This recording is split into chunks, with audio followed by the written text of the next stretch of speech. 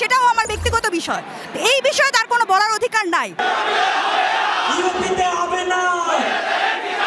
শায়েক আহমদুল্লাহর সাথে আমরা কয়েকজন শিক্ষার্থী শুধুমাত্র শায়েক কবে আসতে পারবেন একটু জানার জন্য শায়েকের সাথে দেখা করতে গেছিলাম এবং ছবি তুলছি।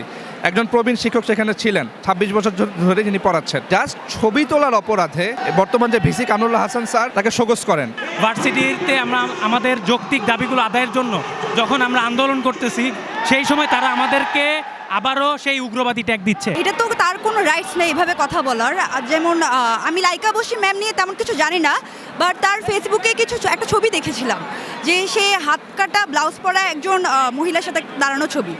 এখন হাত কাটা ব্লাউজ পরা মহিলার সাথে আমার কোনো সমস্যা নাই, সেটা তার ব্যক্তিগত ব্যাপার যে সে কী পরবে। কিন্তু আমি হিজাব পরবো না নিকাব পরবো সেটাও আমার ব্যক্তিগত বিষয়। এই বিষয়ে তার কোনো বলার অধিকার নাই। আর সে যেহেতু বলেছে সে তার প্রফেশনালিজম রক্ষা করতে পারেনি, অ্যান্ড আমাদের ভার্সিটি অথরিটি এটা নিয়ে কোনো পদক্ষেপ গ্রহণ করেনি।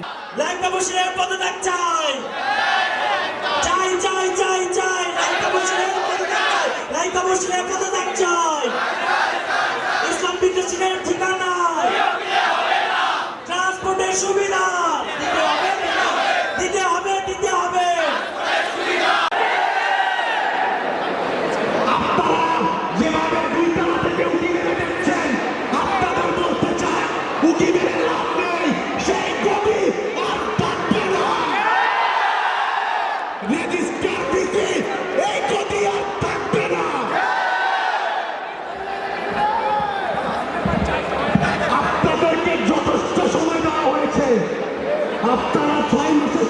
শায়েক আহমদুল্লাহর সাথে আমরা কয়েকজন শিক্ষার্থী শুধুমাত্র শায়েক কবে আসতে পারবেন একটু জানার জন্য শায়েকের সাথে দেখা করতে গেছিলাম এবং ছবি তুলছি।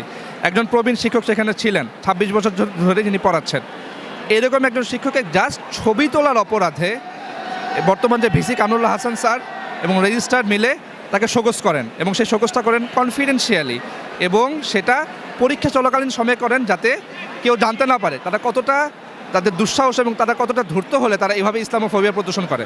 আপনারা দেখেছেন বিগত ফ্যাসিস্ট সরকারের সময় তারা মূলত এরকম একটা গোষ্ঠীকে প্রথমে উগ্রবাদী, মূলত তাদের কর্মকাণ্ডের কারণে, ইসলামিক কোনো কর্মকাণ্ডের কারণে প্রথমে তারা উগ্রবাদী ট্যাগ দেয়। তারপরেই ঠিক পরপরই আমরা দেখেছি এই সমস্ত ভাইদেরকে জঙ্গিবাদী বা কিছু একটা ট্যাগ দিয়ে তাদেরকে গুম করে, এবং আমরা দেখেছি অনেকে খুনও করেছে। তো সেই একই কালচার, সেই একই সিলসিলা আমরা আবার দেখতে পাচ্ছি। আমরা আমাদের বোনদের হিজাব নিকাব নিয়ে প্রতিবাদ করার কারণে ভার্সিটিতে আমরা আমাদের যৌক্তিক দাবিগুলো আদায়ের জন্য যখন আমরা আন্দোলন করতেছি, সেই সময় তারা আমাদেরকে আবারও সেই উগ্রবাদী ট্যাগ দিচ্ছে। এখন আমরা আবারও এটার কি গ্যারান্টি আছে আমাদেরকে উগ্রবাদী ট্যাগ দেওয়া মানে আগামীতে আমরাও গুম হব না, আমরাও খুন হব না? কারণ বিগত ফ্যাসিস্ট সরকারের আমলে আমরা ঠিক একই ধারাবাহিকতাগুলোই দেখে এসেছিলাম।